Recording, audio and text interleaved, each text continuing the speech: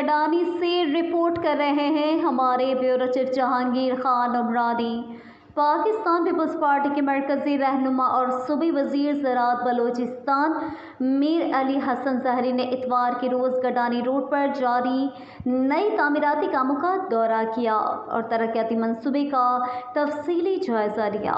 इस मौके पर पीपल्स पार्टी के सीनियर रहनुमा जेमल मूसा डगारसई, चेयरमैन टाउन कमेटी गडानी वडेरा जान शेर बलोच और दीगर मकामी रहनुमा भी मौजूद थे, जिन्होंने सूबे वज़ीर को काम की रफ्तार, मयार और मौजूदा सूरत हाल से आगाह किया।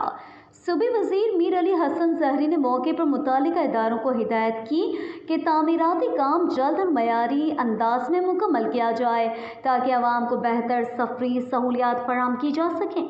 उन्होंने कहा कि गडानी की तरक्की पीपल्स पार्टी की तरजीहात में शामिल है और अवामी मसाइल का हल हमारी अवलीन तरजीह है।